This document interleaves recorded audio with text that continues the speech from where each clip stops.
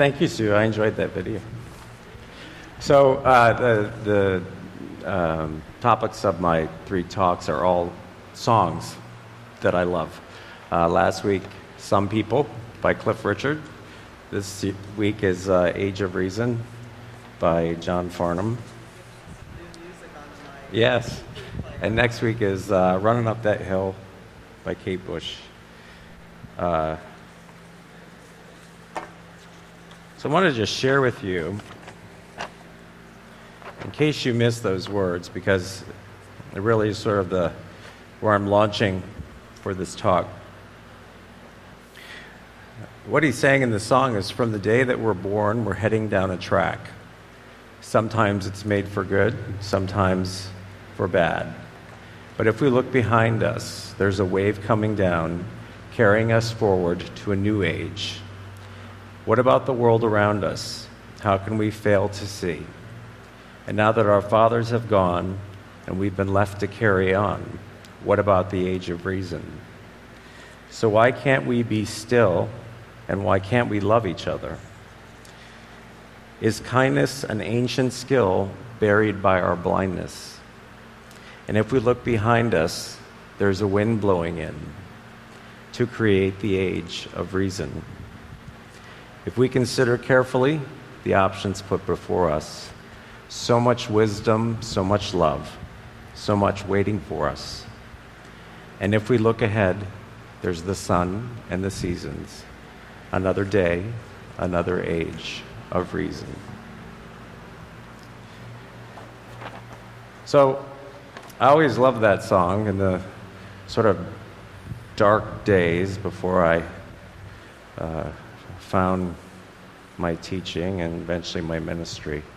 It's one of those songs that I used to put on my iPod Nano, I don't know what it was back then, and put it on repeat, along with Annie Lennox's Why, and just cry. So anyway, it's a meaningful song to me, and it's a great message. He's talking about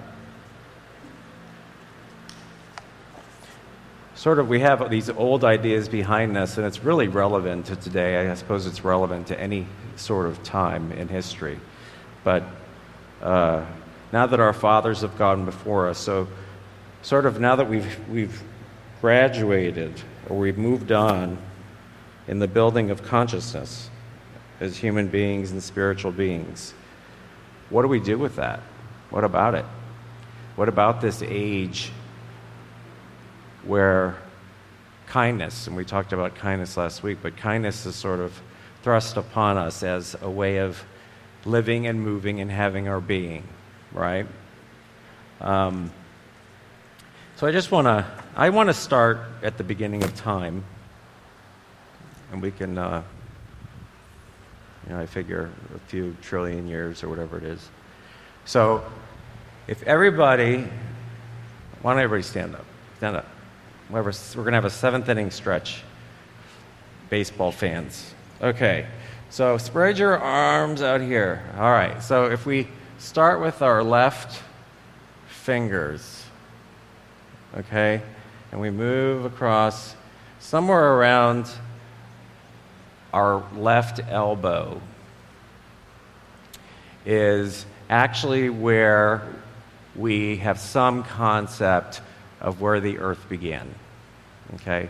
So if we move across to our heart and to our right shoulder and to our right elbow, at right about that point, we start to have sort of single-cell organisms. Okay?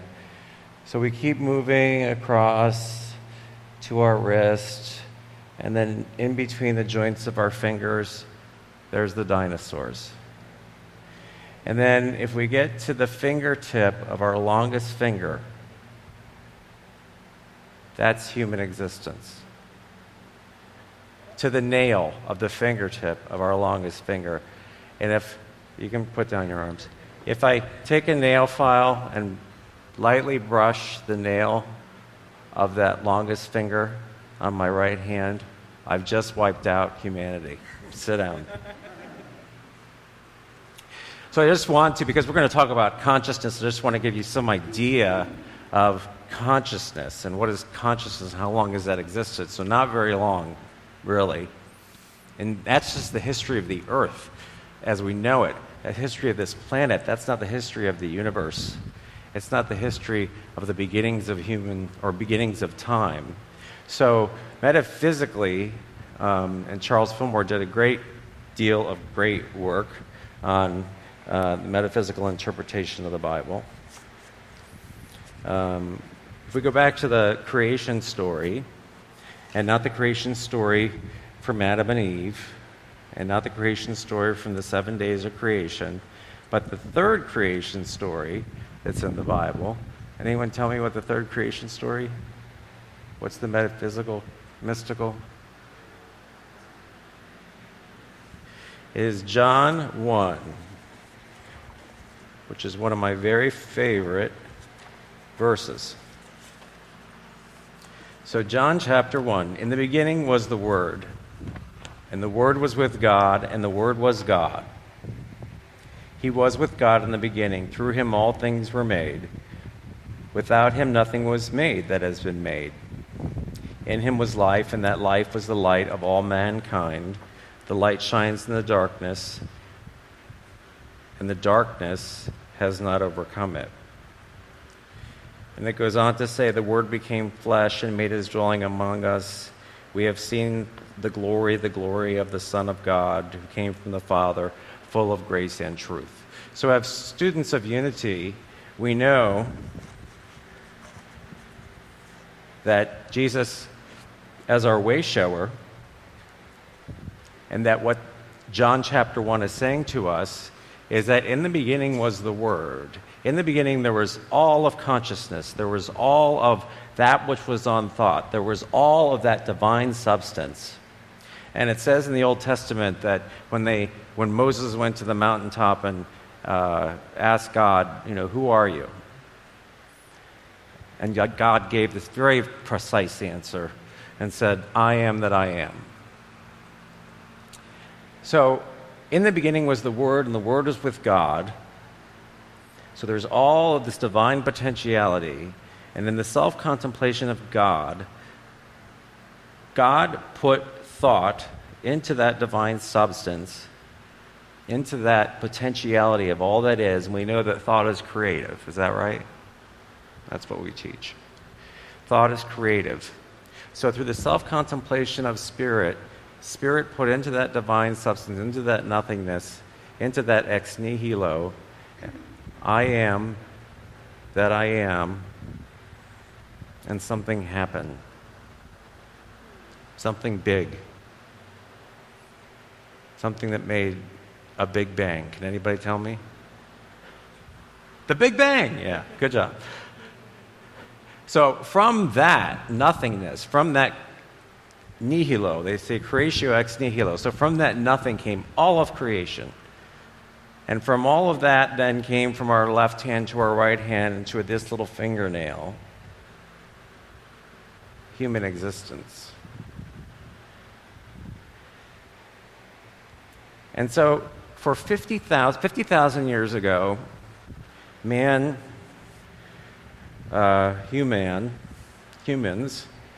were running around and we were hunting and gathering our twigs and our berries, etc. And then we became more advanced and we found how to make tools and how to do other things. And so we've grown, and we grow into industry, and we grow into enlightenment, we grow into the Renaissance, and music came, and opera came, and all kinds of great things came in the arts.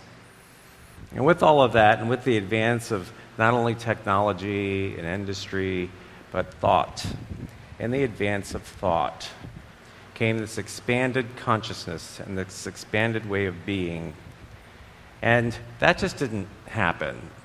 It just didn't happen. It happened, of course, by evolution. But it's an interesting thing to know what was sort of happening on a cellular level that was affecting our consciousness. So you had all these little neurons and things that were sort of all independent If anybody knows who Alan Turing is, who I did my senior thesis on actually in college. Alan Turing, many of you probably maybe have seen the movie about his life. Alan Turing developed the idea of artificial intelligence. He is a philosopher, and so in his theory of artificial intelligence, which Stephen Hawking last week, I think, said he's afraid it's going to take over the world, and so did Bill Gates. So that's another discussion for class. But what his basic idea is if you took the human mind and the human consciousness and you boiled it down and boiled it down and boiled it down and boiled it down into simpler and simpler and simpler and simpler and simpler minds until you basically had just a bunch of stupid minds left. That it is really all of those stupid minds, and I use that term loosely, it's all of those unintelligent or very simple minds that work together as an organism to create this advanced being that is all of us. Now, what's interesting about this is all these little minds, these little neurons and these little cells, didn't all sort of grow together in harmony and say, oh, I like you and you like me, and we're just going to get along because everybody gets along, and we're going to kumbaya and create a sentient human being and this spiritual essence that all of us are. It mirrors creation perfectly. In the beginning, the Word was with God, the Word was God. Through the self-contemplation of spirit, creation began. And did creation begin in an orderly process? Did the Big Bang proceed harmoniously? Well, it proceeded harmoniously, but it was a mess. It was a mess. Until sort of things kind of congealed, and there was a lot of gas going on, and planets were formed over all this time, and things came together, and everybody was sort of doing their own thing until, by hook or by crook, they decided to get together and start to create matter and come into form.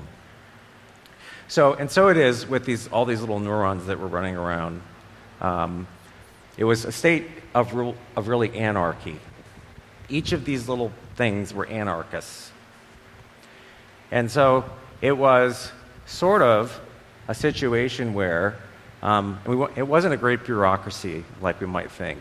Like it was all just very organized and bureaucratic. There were a bunch of anarchists that came together and decided that it's good for me if I work with you, and I don't really care about you, but together, it's going to help me, and you're going to help you, and we'll advance. And why that's important, why that's interesting to know, is because as it advanced, and as these cells came together, and as those little anarchists grew up into the mind that we have, into the thinking mind, there was something that happened, which is that intelligence took over, this divine thing took over into this harmonious being that is created in us and as us as children of God. Now, it's sort of a publisher-perish thing, like a professor in academia. So what happens is there's either harmony or there's disharmony. Either there is cooperation or there's not. So when you have these rogue elements that are out of discord and disharmony with everything else, we know those rogue elements, those rogue cells, those rogue parts of our physical body as illness, as sickness. Those are discordant physical parts of our body that are out of harmony with the well-being of everything else. Now, if we go back to the beginning, in the beginning was the Word, and the Word was with God, and in the beginning, I am that I am. In the beginning, there was nothing, and from that ex nihilo creation, through the self-contemplation of spirit, came matter and form. Then we know that all of that that's existing below, whether in harmony or in discord, is sort of a trickle down, right, from what it is that we have going on up here. And it's important. Now, I want to give you a factoid, because I love factoids. Did you know that you're capable of 40 conscious thoughts per second? So stop it. What are you thinking while I'm talking? And wait, this is going to blow you away. 11 million subconscious thoughts per second. Yes, 11 million subconscious thoughts. Our brains are so busy. All those little things are still just, they're firing away, and there's so much going on. 40 conscious thoughts a second, 11 million subconscious thoughts per second. And if any of you have ever been in a car accident, you know this is the truth, because you experience it when time slows down. It's the most bizarre thing. Has anyone experienced this? It's crazy, isn't it? It's like time slows down, and or it can't even not be a tragedy, but you have experiences where you consciously recognize, oh my God, I thought all of that in a split second. You know, the whole concept of the life flashed before my eyes. So just think of the capacity and the capability of this mind that you have. It's so great. So great. Now that I told you that, you're going to go home and think about all this stuff that's going on in your head. Your brain's going to explode. But the important thing to know is that our bodies and our brains, because it's mind, body, spirit, it doesn't send energy, it doesn't send glucose and all these other things to take action, for you to take action in your world, unless the body as a whole decides it's worth it, decides it's worthwhile. And that's a conscious process. So basically, you have 40 conscious thoughts a second, 11 million subconscious thoughts per second, but I'm very clearly taking definite action in this moment and in this time, formulating words which are spectacular and phenomenal, and I know enthralling, to talk to you, because I've made a conscious decision in my head and in my heart, and from that decision, in connection with all of those subconscious thoughts and everything else that's going on, I am sending the signals to my body to send the glucose and whatever else, serotonin and dopamine and all those things, to direct my body to move my hand and move my mouth and vibrate my vocal cords and be here. So, given that all of that's happening,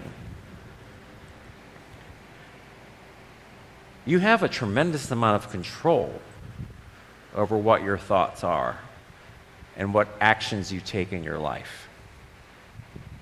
So why do I want to start from the beginning and all of this massive quantity and infinitude and bring us down to the idea that we consciously direct our thoughts and words? Because underpinning all of your thoughts and words and actions, you have the universe behind you. All of this feeds into this moment in time. You are still breathing atoms and molecules from the first moment of that Big Bang. Still circulating in our air. Still a part of us.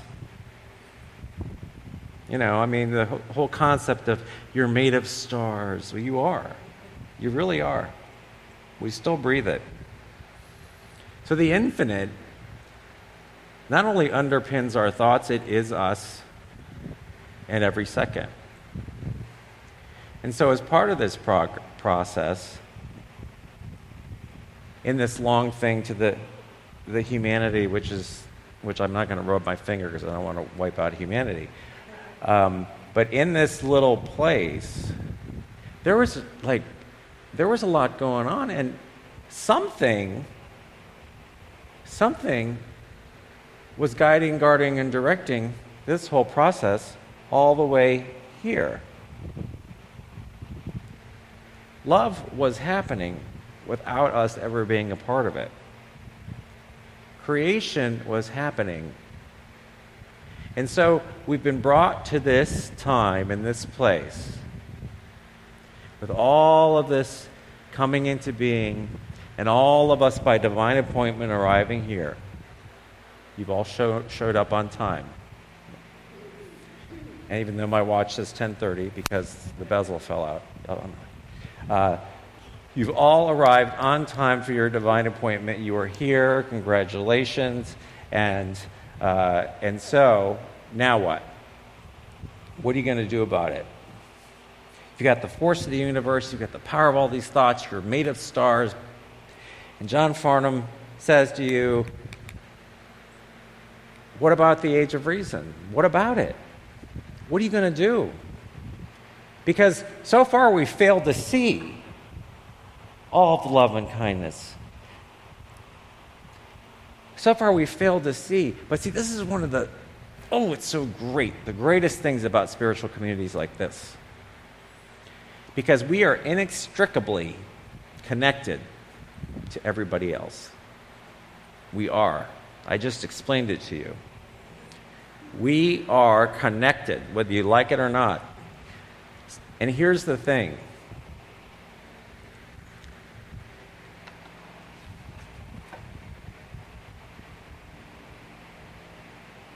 I just want to share this quote.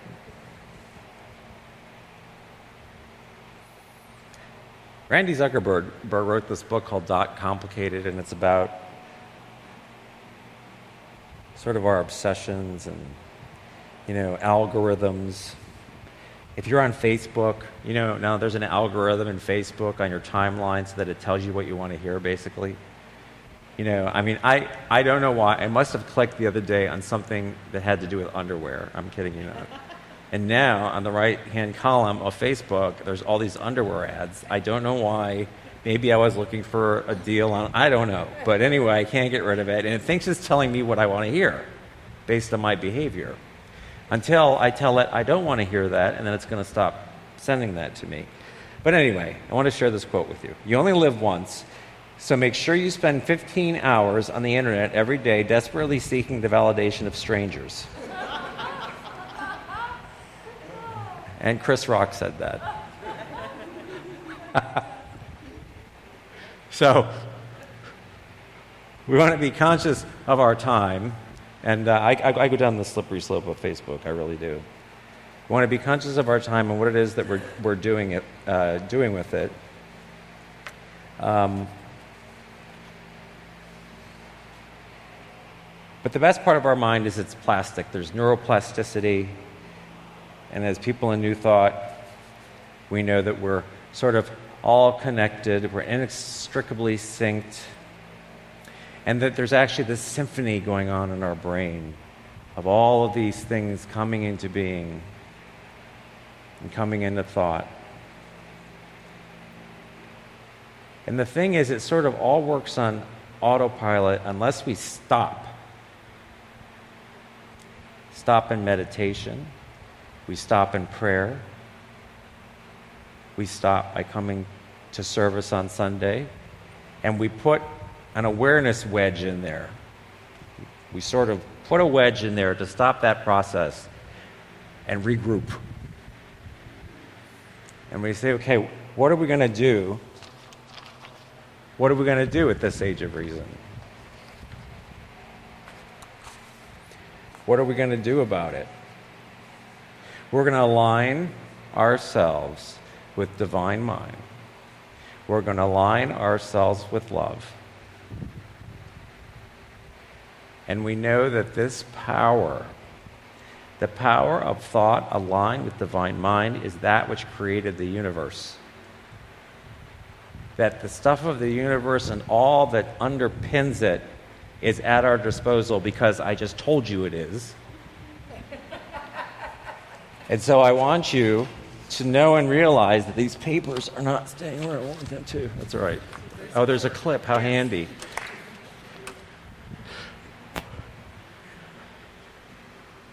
I just want you to be aware and conscious of that, and conscious of your power, which is nothing new. But see, I have to drive an awareness wedge into your life. Like I have to drive it into my life. You know, in my house, we have the spiritual pause button. Joe and I, because we're both so perfect. Angels. Because I told you that. But when we're not, and we're in a mood for whatever reason, we have a spiritual pause button that we put on. Like with my window people. No, it's like with my window people that came on Thursday to replace all the windows in my house and told me that they'd be done on Thursday. It's now Sunday. They're not done.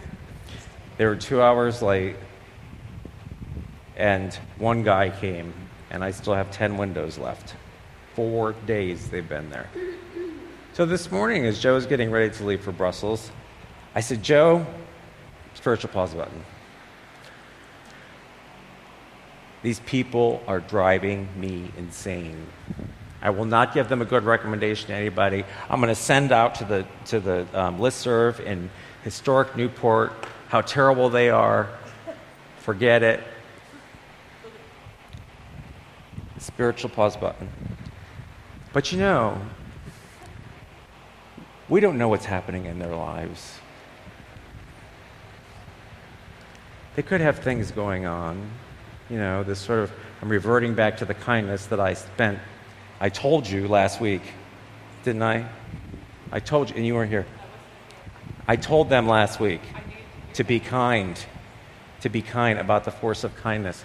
And see, this week, it's been on my mind because then when I come and do a lesson on that, then I'm very conscious of it. So that's where the spiritual pause button comes in handy. So we use the awareness wedge to allow ourselves to regroup and come back to earth and be the spiritual human beings that we are and allow ourselves to have these thoughts. But know that one thought in divine mind is more powerful than millions of thoughts. Then, wait, what did I just tell you? 11 million subconscious thoughts a second and 40 conscious thoughts a second.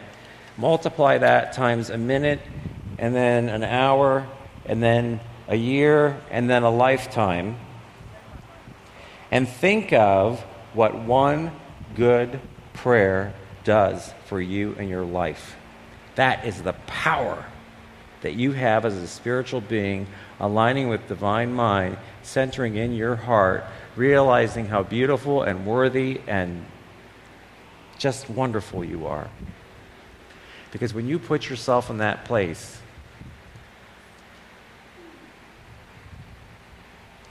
this massive amount of neurons firing and universes happening and atoms coming together and all of these things don't matter. So now we're going to do some prayer and meditation because I told you to.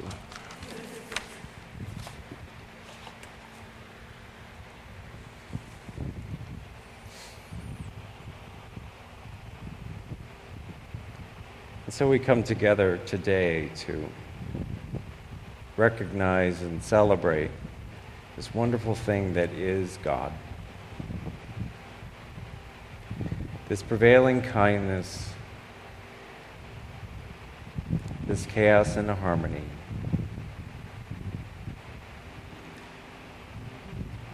And we bring ourselves to this present moment right here and right now.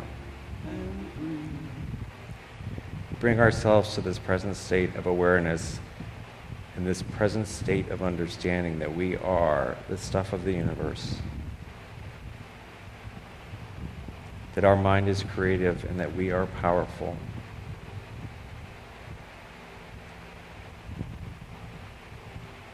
We understand and accept how much we are capable of.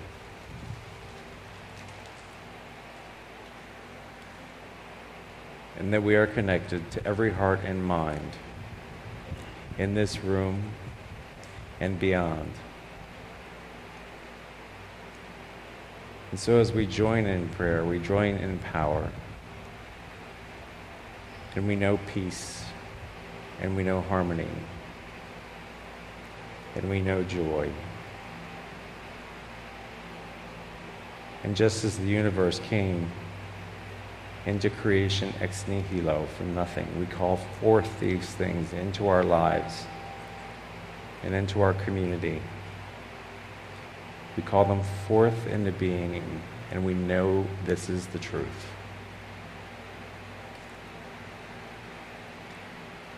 We're blessed to be the keepers. We are blessed to hold the high watch.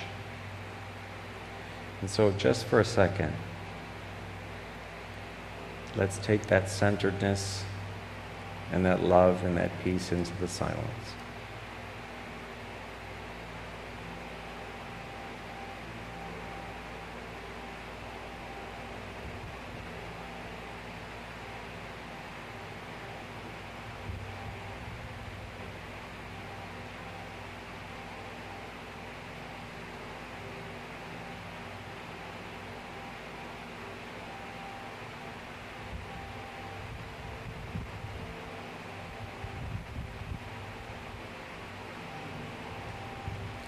So with grateful hearts, we know this and release this, and we know it's true right now. And so it is. Amen. And now please join me in singing In the Stillness. In the stillness of this moment, I feel love, I feel love. In the stillness of this moment, I feel love, I feel love, and I rest and trust and breathe and know that in the stillness of this moment, I feel love. In the stillness of this moment, I am peace. I am peace. In the stillness of this moment, I am peace. I am peace. And I rest and trust and breathe and know that in the stillness of this moment, I am peace. I am love. I am peace. I am love. I am peace.